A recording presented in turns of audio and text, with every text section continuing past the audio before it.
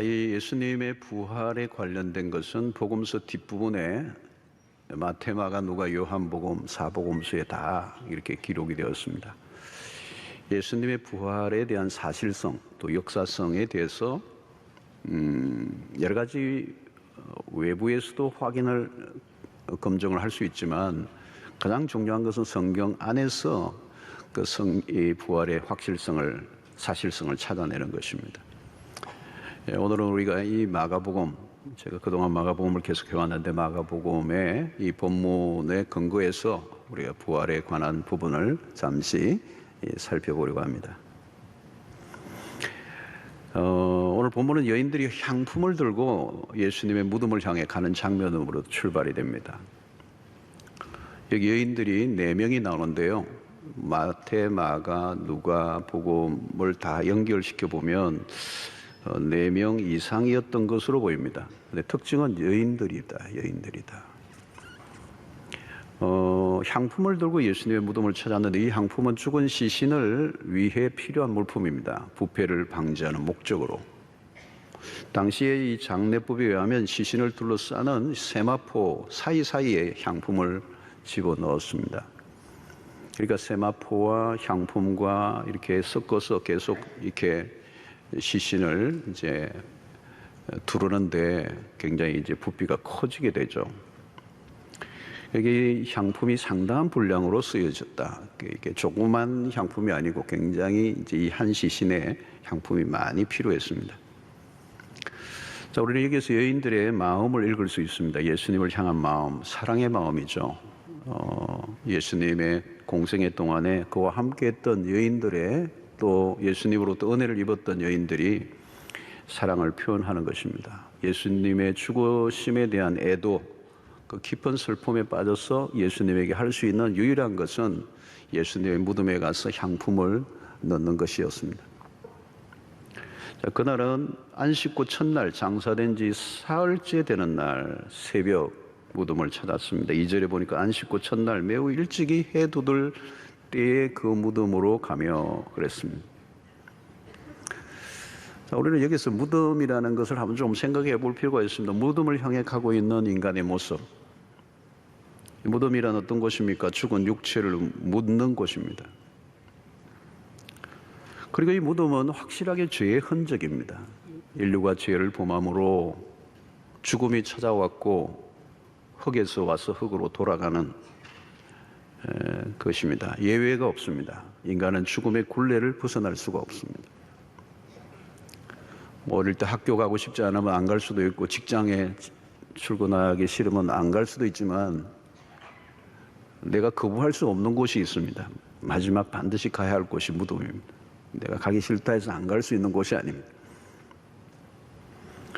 무덤은 모든 인간의 최종 종착지죠. 그래서 여인들은 그 무덤을 향해 가고 있는 것입니다. 간 이유는 죽은 예수의 몸에 향품을 바르기 위해서. 그래서 사실은 이 여인들은 예수를 찾은 것이 아니고 예수의 시신을 찾아간 것이죠.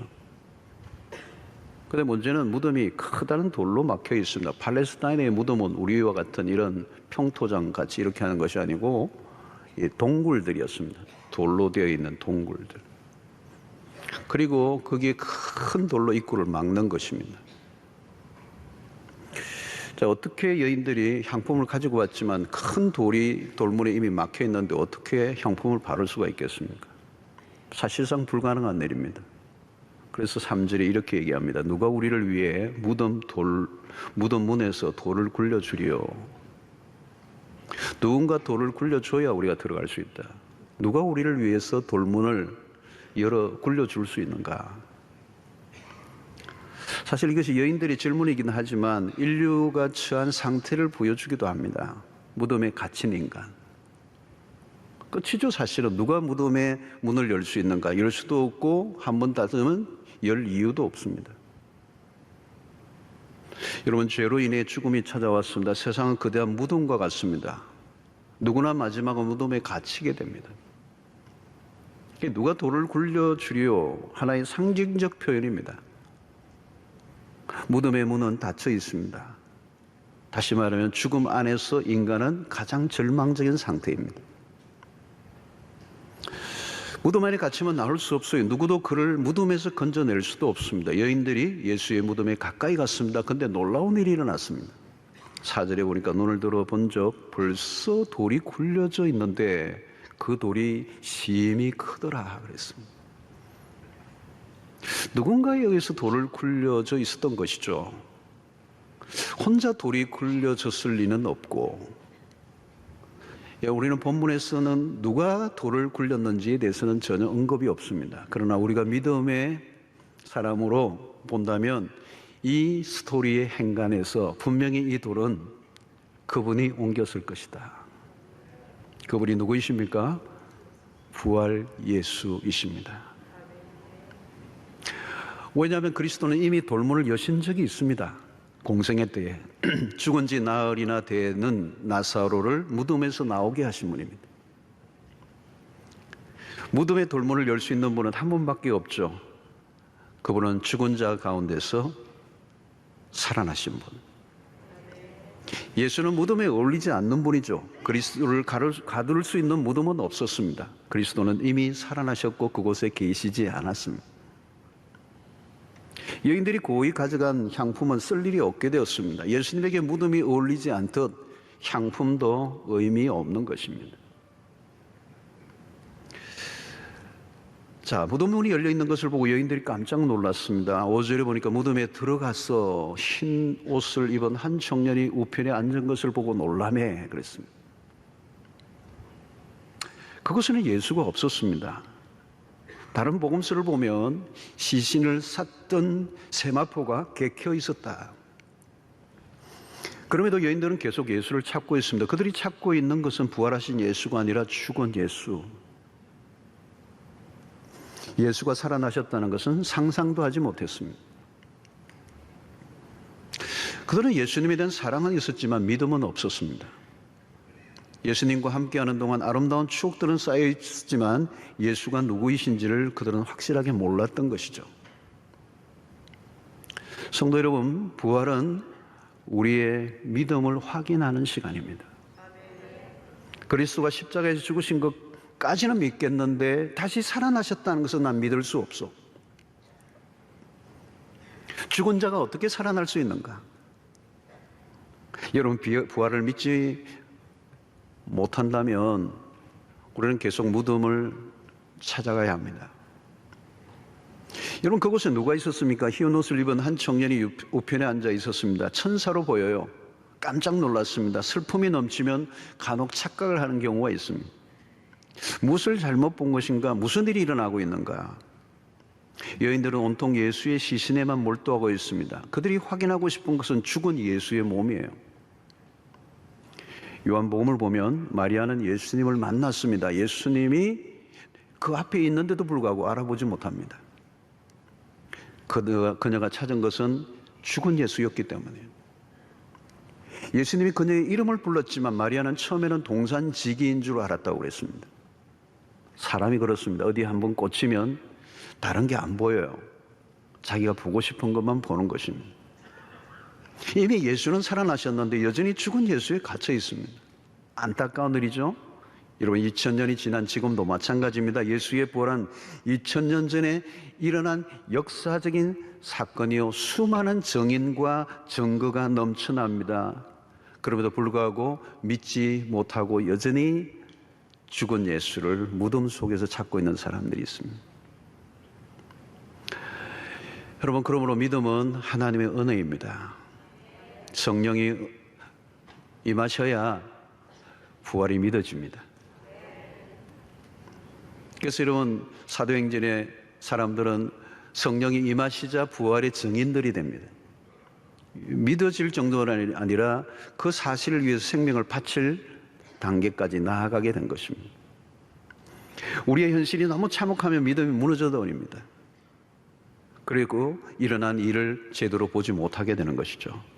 6절에 보니까 청년이 이르되 놀라지 말라. 너희가 십자가에 못 박히신 나사렛 예수를 찾는구나. 그가 살아나셨고 여기 계시지 아니하니라. 보라, 그를 두었던 곳이니라. 간단합니다. 천사가 전해준 얘기는 그는 살아나셨다. 여기 계시지 않는다.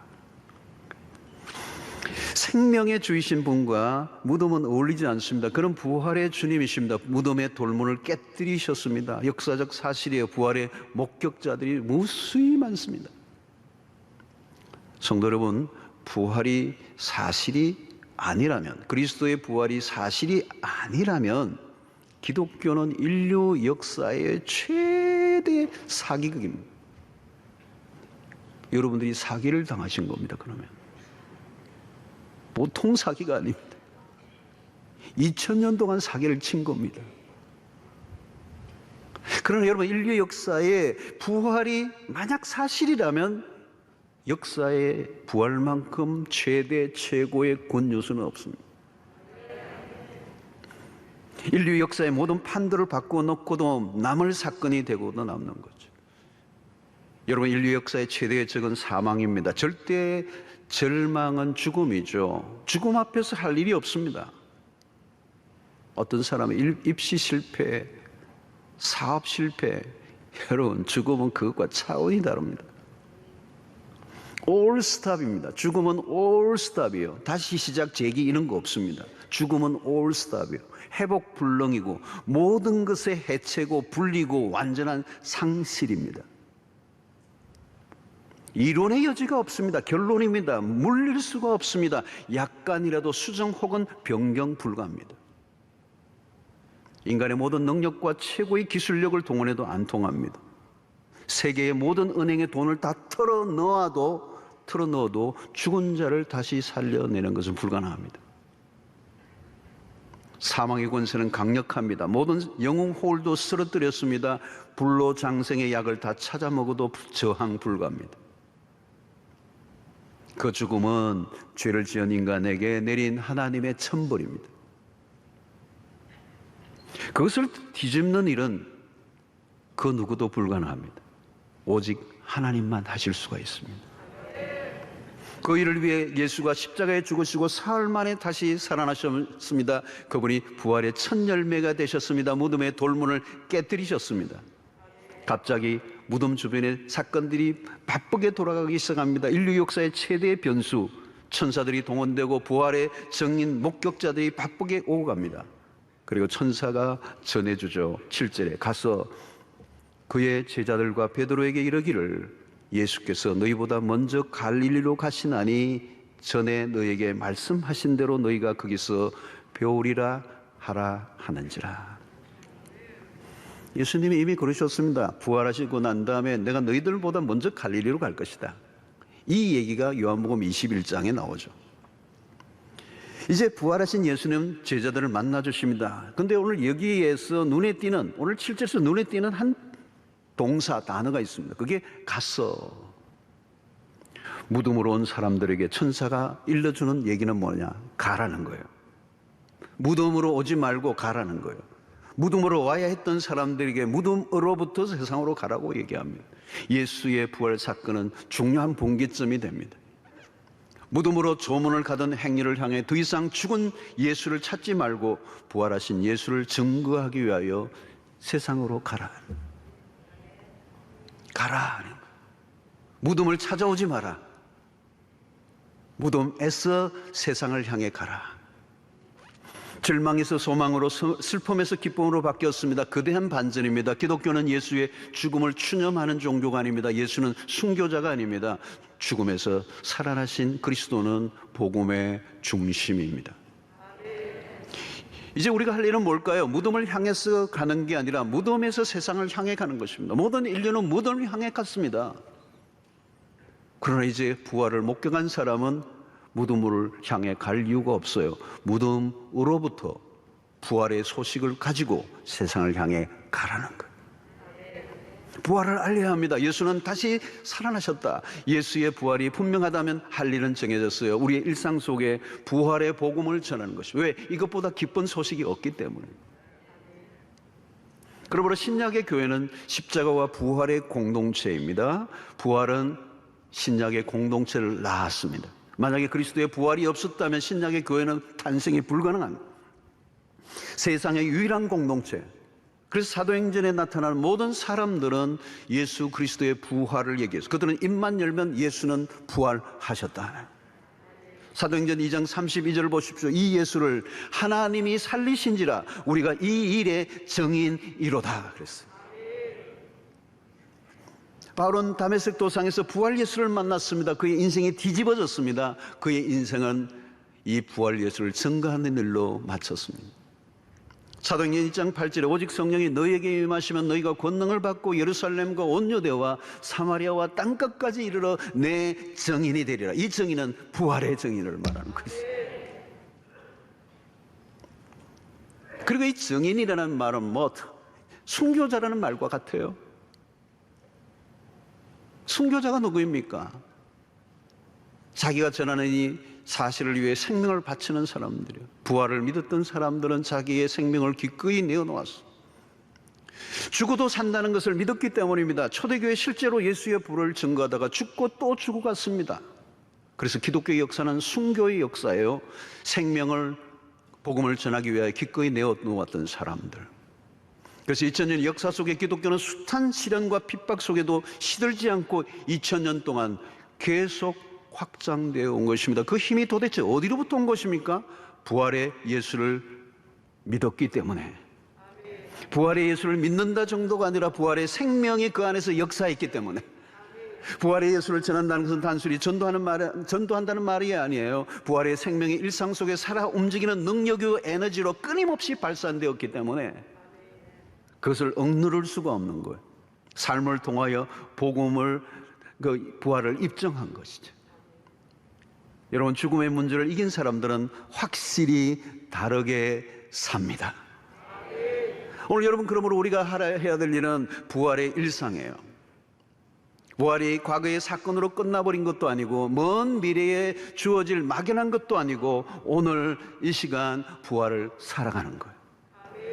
엠마로 가던 두 제자는 처음에는 근심하여 걸어가고 있었습니다. 예수님의 십자가의 죽으심으로 모든 게 불확실해졌습니다. 그리고 그 죽음으로 그들에게 절망이 찾아왔어요. 여러분, 죽음을 본 사람들은 다 절망합니다. 죽음보다 더 큰 절망은 없습니다. 모든 걸 다 무너져 내리게 하는 것입니다. 결국 제자들은 뿔뿔이 다 흩어졌어. 그들이 예수를 따를 때 믿음이 없었던 건 아니에요. 믿음이 있었죠. 믿음이 있었기 때문에 부르심에 반응했고 예수님을 따라다녔습니다. 그러나 예수께서 십자가에 죽으시고 무덤에 장사되자 그들의 믿음이 사라져버렸습니다. 그들의 믿음도 무덤으로 들어가 버렸어. 엠마로 가던 두 제자는 부활하신 예수께서 곁에서 함께 동행하고 계심에도 불구하고 알아보지 못합니다. 그들의 믿음도 영도 마음도 다 닫혀버렸습니다. 믿음이 없으면 소망도 사라지는 것입니다. 그래서 오늘 11절을 보십시오. 그들은 예수께서 살아나셨다는 것과 마리아에게 보이셨다는 것을 듣고도 믿지 아니하니라. 예수께서 다시 살아나셨다는 소식을 듣고도 믿지 않는 제자들이 있었어요. 이것이 제자들의 일반적인 모습이었습니다. 여러분, 죽음은 그토록 무서운 것입니다. 그런데 부활하신 예수께서 찾아와 그들에게 말씀을 풀어주실 때 그들의 눈이 열리고 그들은 새로운 부활의 아침을 맞게 됩니다. 부활하신 예수를 만난 것입니다. 모든 근심이 사라지고 그들은 다시 예루살렘으로 돌아갑니다.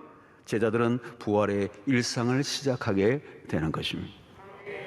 사랑하는 성도 여러분, 부활의 일상이란 미래가 아니라 지금 현재 부활을 누리는 것입니다. 매일매일 부활을 경험하며 살아가는 것입니다. 세상은 여전히 사망의 권세가 왕노릇합니다. 사망의 권세는 왕 중의 왕입니다. 이런 부활을 일상에서 경험하지 못한다면 이 사망의 권세에 짓눌리며 살아가게 됩니다. 여러분, 세상을 보십시오. 사망에 짓눌려 있습니다. 죽음의 기운이 감싸고 있습니다. 코로나 팬데믹으로 더 실감하고 있습니다. 지구촌 전체를 지배하고 있는 게 뭘까요? 여러분, 사망의 권세입니다. 역시 왕 중의 왕입니다. 그 누구도 그 권세를 꺾지 못합니다. 여러분, 우리가 매일 아침 매일 밥을 먹지만 사망의 권세가 한순간 급습하면 삶은 한순간에 얼어붙습니다. 입맛 밥맛 다 떨어집니다. 여러분, 우리가 살기 위해서 밥을 먹지만 마음대로 안 됩니다. 살고 죽는 것은 하나님의 손에 달려 있습니다. 우리로 살게 하는 힘은 밥이 아니고 부활의 생명이요, 부활의 능력이요. 여러분, 우리는 감사하게도 우리는 매 주일마다 부활을 노래합니다. 매주일 부활을 축하하고 부활의 신앙을 재확인합니다. 저는 부활의 찬송을 주일 예배만 부르는 것은 너무 아쉬운 일입니다. 매주일 불러야 합니다.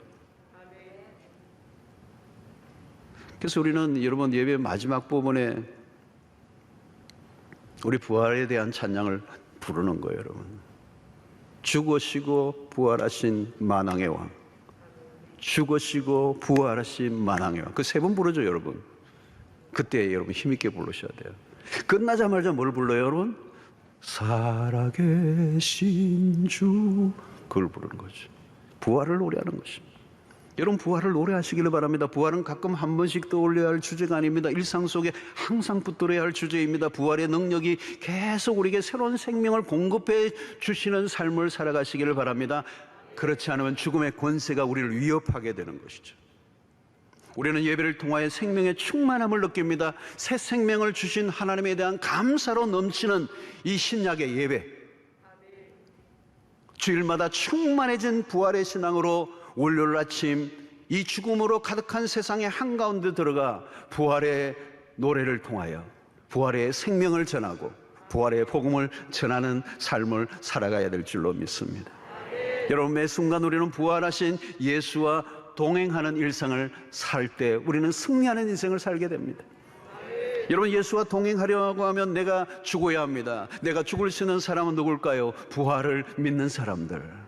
그래서 갈라디아서 2장 20절은 매우 중요한 구절입니다. 내가 그리스도와 함께 십자가에 못 박혔나니 그런즉 이제는 내가 사는 것이 아니요 오직 내 안에 부활하신 그리스도께서 사시는 것이라. 이제는 내가 육체 가운데 사는 것은 나를 사랑하사 나를 위하여 자기 몸을 버리신 하나님의 아들을 믿는 믿음 안에서 사는 것이다.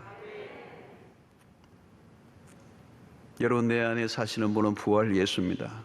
성령이 우리 안에 들어와 계십니다. 그 성령은 누구이십니까? 예수를 죽은 자 가운데서 살리신 이의 영이라고 말씀합니다. 그 영이 우리 안에 거하시면 부활의 일상을 살 수 있습니다. 육체를 따라 살던 사람이 이제 더 이상 육체를 따라 살지 않습니다. 옛사람인 나는 죽었다고 선포할 수 있습니다. 혈기왕성하던 나는 죽었습니다. 누가 무슨 소리를 해도 내가 직장에서, 가정에서, 교회에서 우리의 이기심을 내려놓고 욕심을 내려놓고 옛 자아가 그리스도의 십자가에 못 박혀 죽을 수 있는 이유는 주님이 나를 살려주실 수 있음을 믿기 때문에, 억울해도 죽는 것을 선택할 수 있는 이유는 부활하신 예수가 나와 함께하고 있기 때문인 것입니다. 다메섹으로 도상으로 걸어가던 사울은 부활의 예수를 만났습니다. 그 인생을 완전히 바꾸어 놓았습니다. 사랑하는 성도 여러분, 오늘도 우리는 주일마다 이 부활을 감격하고 벅찬 감격을 서로 나누어 가는 공동체. 그래서 신약의 교회는 밝은 이유가 그것입니다. 세상은 어두워요. 모든 세상 안으로 들어가 보면 사망의 그늘에 앉아 있습니다. 슬픔이 깃들여 있습니다. 세상에 기본적으로 우울함이 깔려 있습니다. 풀이 죽어 있어요. 그러나 부활 신앙을 가진 사람은 어둡지 않습니다. 죽음의 저주를 걷어내셨기 때문에. 그러므로 우리는 장례식에도 곡을 하지 않고 노래를 부릅니다. 여러분, 우리는 익숙해서 잘 모르지만 여러분, 세상적인 관점에서 보면 장례식에 노래 부르는 거 뺨 맞을 일입니다. 우리는 노래를 부릅니다. 부활을 기뻐합니다. 부활을 기대합니다. 사모합니다. 여러분, 부활을 믿는 교회는 더 이상 그것을 짓누를 수 있는 게 없어요. 기쁨이 넘치는 것입니다. 기본적으로 웃음이 넘치고 활기가 넘치고 생동감이 넘치고 어떤 어려움이 와도 평온함이 넘쳐오르는 것은 부활의 신앙 때문에 그렇다는 거예요. 여러분, 주일날 교회를 오실 때도요, 활짝 웃으시면서 오셔야 돼요. 물론 요즘 마스크를 써서 웃는지 안 웃는지 알 길이 없지만, 그러나 여러분, 웃으면요 눈에서 표가 나요. 눈에서 표가. 웃으면 눈에서 표가 나더라고요, 여러분. 근데 마스크 쓰고 안 웃으면 무서운 거예요, 여러분.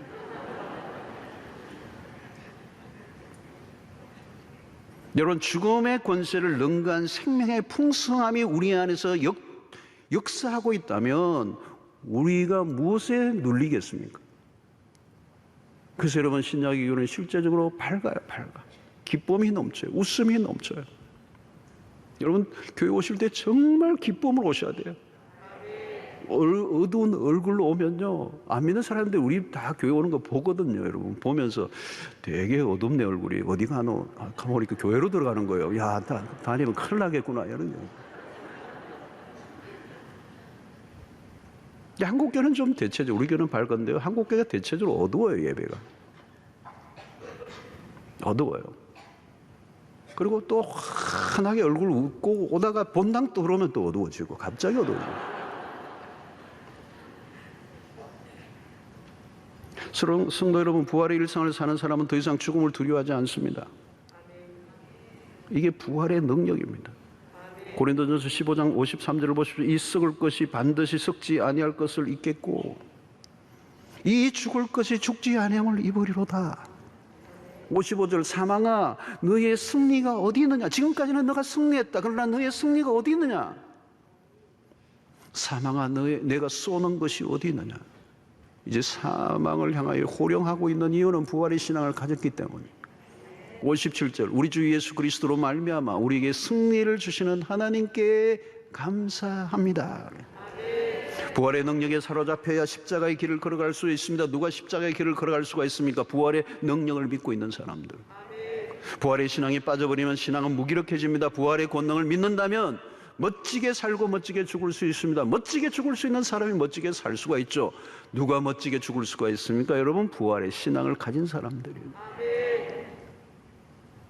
신자는 언제나 육체적 죽음에 대해서 준비된 자로 살아야 합니다. 죽음의 문제 앞에서 애매하게 응거주춤하게 초라한 모습을 보여서는 안 됩니다. 부활이 일상과 단절되어 있으면 그렇게 돼요. 여러분, 베드로와 제자들 비겁했습니다. 결국 스승을 부인하고 말았습니다. 나중에는 통곡하죠. 일생의 최고의 실수를 했습니다. 나중에 회한이 얼마나 깊은지요. 왜 그렇게 비겁하게 행동합니까? 죽는 게 두려우니까. 죽음 문제가 해결되지 않으면 결국 초라한 인생이 될 수밖에 없습니다. 죽음 앞에 두려워 떨어요. 엉색해져요. 죽음은 수시로 우리의 삶에 밀고 들어올 때 사람들은 초라해집니다. 대체로 사람들은 죽음 준비가 되어 있지 않습니다. 왜 준비하지 않을까요? 그 죽음이 나와 상관없다고 생각하기 때문입니다.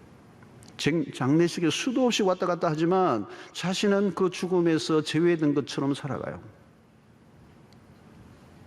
성도 여러분, 지금은 우리가 어느 때보다도 코로나로 인해서 죽음을 많이 접하고 있습니다. 요즘은 장례 대란이 일어나고 있습니다. 죽음으로부터 우리는 멀리 떨어져 있지 않습니다. 끊임없이 지금도 일어납니다. 이 영락공원에 제가 한번 가보니까 진짜 그냥 끝도 없이 밀고 돌더구만요.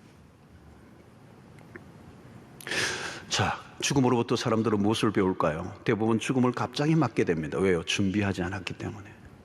그것은 나와 상관없는 줄 알았기 때문에. 그러나 여러분, 인간은 출생의 순간부터 죽음과 멀리 떨어져 있지 않습니다. 아니, 어머니의 배에, 한 여인의 배에 임신되어서 태아가 시작될 때부터 죽음은 시작된 거예요. 아이가 열이 나고 아파 눕는 것, 우리가 병원에 오가는 모든 아파서 끙끙 앓는 고통하는 그 모든 것들이 죽음과 멀리 있지 않다는 얘기예요. 여러분, 항상 그렇습니다. 삶과 죽음의 거리는 멀지 않습니다. 마지막이 중요합니다. 육체의 옷을 벗는 순간에 어떻게 할 것인가, 그때가 진짜입니다. 가장 진실한 순간입니다. 여러분, 인간의 죽음은 동물의 죽음과 다릅니다. 동물의 죽음은 그냥 소멸이에요. 끝이에요. 그냥 그걸로 끝이에요. 그거 가지고 뭘 따지지 않아요. 그냥 그 소멸이에요. 그러나 인간의 죽음은 다릅니다. 죽음을 통하여 삶이 평가됩니다. 아무나 멋진 죽음을 맞이하지 않습니다. 죽음은 어떻게 살았는가에 대한 평가가 주어지는 시간이에요. 그래서 삶과 죽음은 연결되어 있습니다. 그런데 죽음은 생각보다 거칠어요. 위협적이에요. 강력한, 가혹한 폭력이에요. 그 죽음 앞에서도 기죽지 않고 밀리지 않고 떨지 않고 죽음을 대할 수 있을까? 여러분, 죽음은 끝이 아니라 시작입니다. 세상 사람들은 죽음을 끝으로 봅니다. 끝일까요? 여러분, 정말 죽음이 끝이라면요, 진짜 간단해요. 인생 그냥 죽으면 돼요. 그냥 대충 살다가 죽으면 돼요. 자기 원하는 대로 살다가 죽으면 돼요. 복잡하지 않아요, 여러분. 그러나 죽음이 끝이 아닙니다. 육체적 죽음은 영원을 향한 출발점일 뿐입니다. 부활을 믿는 신자의 일상은 너무 그런 면에서 현세적으로 기울여서는 안 돼요. 부활신앙은 현실을 긍정하면서도 집착하지 않습니다. 살다 보면 현실에 집착할 때가 많습니다. 자꾸 집착을 해요. 여기가 전부인 것처럼. 부활신앙은 종말에 대한 시선을 놓치지 않게 합니다. 현실 속에서 답답할 때가 얼마나 많습니까, 여러분? 지상에 사는 동안에 우리가 겪는 고통에 대한 시원한 해답을 얻을 수 없을 때가 너무 많아요. 예수를 잘 믿는 삶을 살아가고 있던 성도에게도 암이 찾아오고, 신앙생활을 잘하는 신자에게도 불의의 사고가 찾아와 죽음을 맞기도 합니다. 우리의 시선을 지금 이곳에만 고집하면 혼란스러워요. 답을 얻기 힘들 때가 있습니다. 부활신앙은 이 땅에서 모든 결론을 맺지 않게 합니다. 희망하던 것들이 무너져도 낙심하지 않습니다. 왜요? 부활신앙 때문에. 부활의 신앙은 우리의 삶을 다르게 만듭니다. 여러분, 누구에게나 육체적 죽음은 옵니다. 인생은 생각보다 짧습니다. 우리가 어디에 더 무게를 두고 살아야 하는가? 지금 이 순간인가 아니면 영원인가? 지금 이곳인가 저곳인가? 여러분, 순간에만 급급하면 안 됩니다. 순간에만 몰두하다가 천박해집니다. 영원을 놓치지 않아야 합니다. 베드로전서 1장 24절에 그러므로 모든 육체는 풀과 같고 그 모든 영광은 풀의 꽃과 같으니 풀은 마르고 꽃은 떨어진다는 거죠. 얼마 전에 벚꽃을 우리가 보았어. 얼마나 이 주변에도 벚꽃이 많고, 대한민국 이렇게 벚꽃 많은 줄 몰랐어. 장렬하게 피어올랐어. 마치 팝콘이 터지듯이 팍팍팍팍 터지면서 화려하게 벚꽃이 핀 것 같았는데 돌았으니까 다 사라져 버렸어요. 금방 사라졌어. 믿어지지 않을 정도로 빠르게 사라졌어. 피기도 전에 떨어질 준비를 한 꽃처럼. 벚꽃을 보면서 우리의 인생과 참 흡사하다. 성도 여러분, 인생은 짧습니다. 짧을 뿐만 아니라 그 짧은 인생 가운데서도 고난이 얼마나 많은지.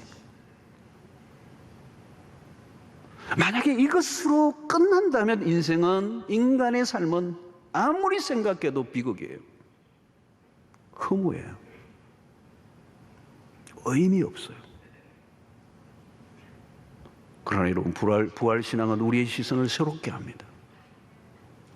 겨울이 지나면 봄이 오듯이, 십자가가 지나 부활이 있듯이, 고난 속에 살아가는 지상의 그리스도인들에게 부활신앙은 실제입니다. 우리는 죽은 예수를 믿는 게 아니라 우리 안에서 지금도 살아계신 예수를 믿습니다. 부활은 추상적인 것이 아닙니다. 부활신앙을 놓치지 않게 되기를 바랍니다. 우리는 부활신앙을 놓치는 순간 삶은 공허해지고 신앙은 공중분해되고 맙니다. 부활의 신앙이 우리의 일상에 활력을 심어줍니다. 기쁨을 일으킵니다. 소망이 넘치게 합니다. 여러분, 연극의 1막이 어떻게 끝이 났든 2막이 중요해요. 2막. 부활 사건은 우리의 2막을 열어줍니다. 2막은 단순한 1막의 연장이 아닙니다. 영광스러운 2막이요, 1막은 서곡에 불과합니다. 부활의 주님과 함께 하는 2막이야말로 진짜인 것이죠. 그리스도인들에게는 죽음은 1막을 내리는 커튼과 같아요. 죽음은 1막이다, 끝났어, 커튼을 내리는 것. 그러나 2막은 단막극이 아닙니다.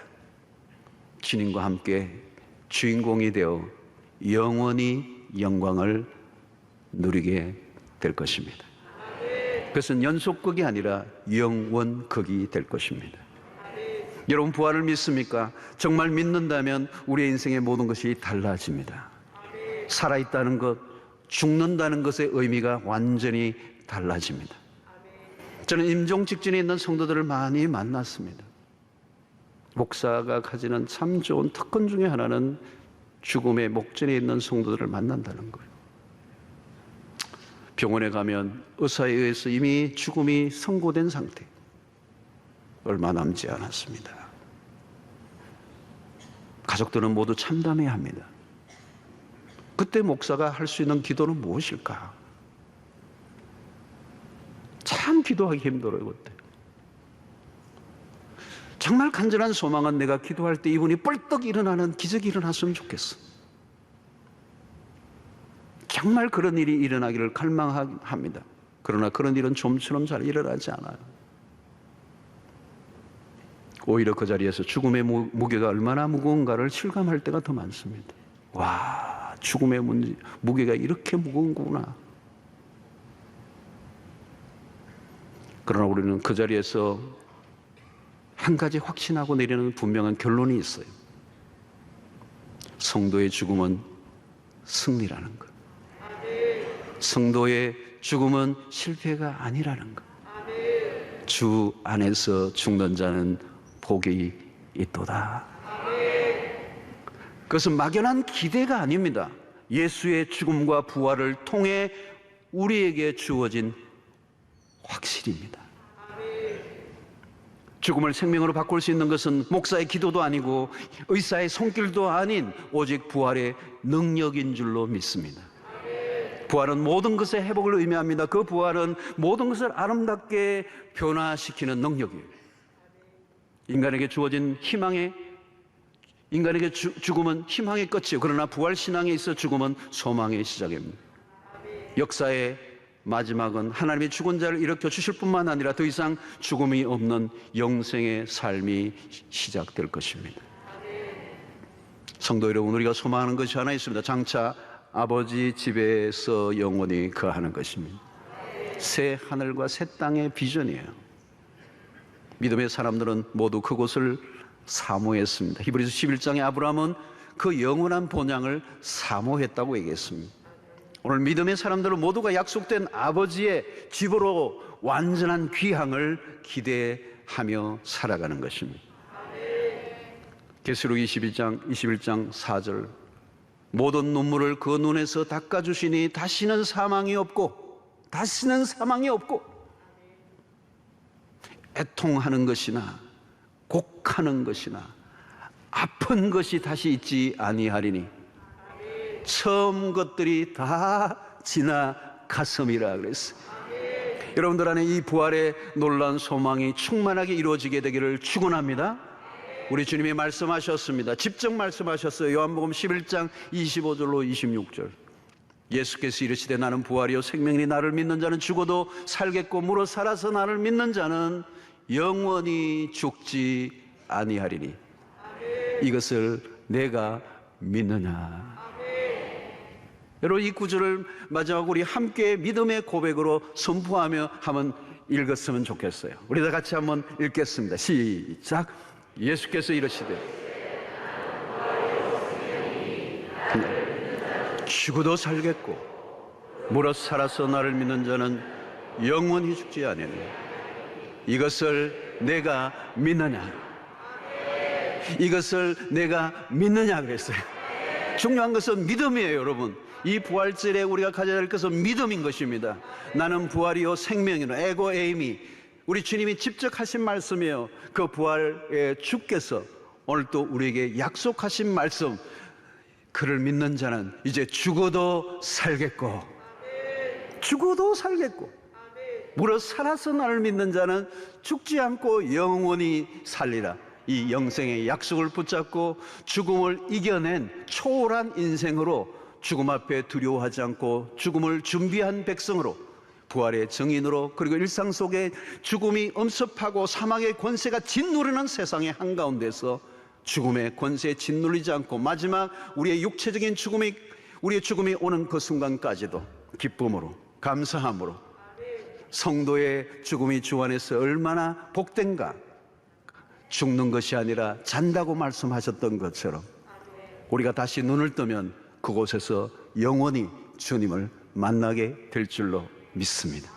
그때 우리가 지상에서 해석이 안 되었던, 지상에서는 결론이 나지 않았던 모든 것들이 결론이 나고 해석이 되고 답을 얻는 축복이 있게 될 줄로 믿습니다. 부활이요 생명이신 우리 주님을 찬양하고 기뻐하는 복된 하루 되시기를 바라고, 내일 아침 여러분들의 식탁과 여러분들의 직장의 일상 속에서도 생명의 그 능력을, 생명의 에너지를 주변의 사람들에게 퍼나르는 하나님의 백성들이 되시기를 주의 이름으로 축원합니다.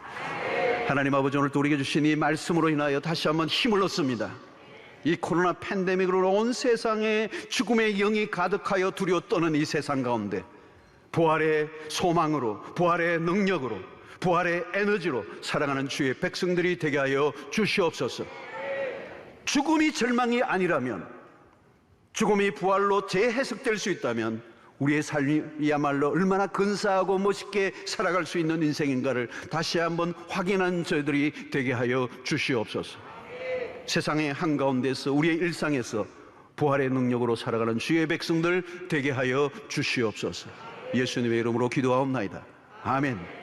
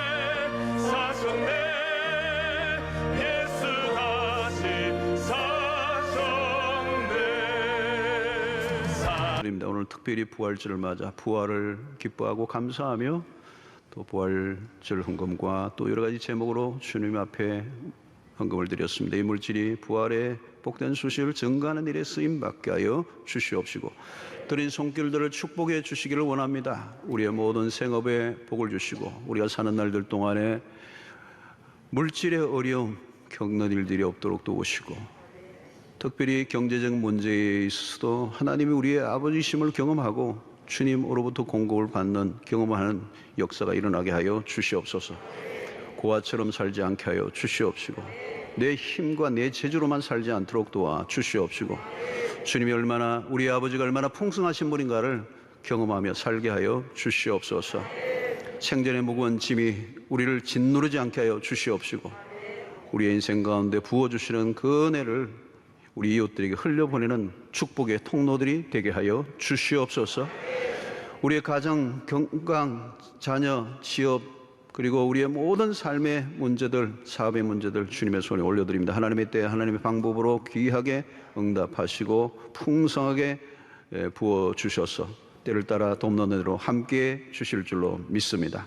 건강의 어려움을 겪고 있는 백성들, 군대로 우리 육체적인 것과 정신적인 모든 것들을 주님이 치료하여 주시옵시고 온전하게 건강함으로 주를 위해 살게 하여 주시옵소서. 오늘도 처음 나온 백성들을 축복해 주시고 예수 그리스도를 믿고 사는 것이 얼마나 큰 복인가를 누리며 살게 하여 주시옵소서. 오늘도 교회를 위해 수고하는 일꾼들 복 주시고 흩어져 있는 백성들 군대로 유학으로 출장하러 어디에 있든지 임마누엘로 함께하여 주시옵소서. 세상을 향하여 나아갑니다. 주의 권능의 팔로 우리의 삶의 전 영역을 붙들어 주시고 모든 위험한 일들로부터 그리고 모든 악한 자들로부터 마귀의 공격으로부터 우리를 보호하여 주셔서 한 주간 승리케 하여 주시옵소서. 이제는 우리 주 예수 그리스도의 놀라우신 은혜와 하나님의 크신 사랑과 성령의 교통하심이 부활의 그 주님과 함께 일상을 살아갈 뿐만 아니라 부활의 증인으로 살기로 결단하고 돌아가는 주의 백성들 머리 위에 지금부터 영원토록 함께 있을지어다. 아멘.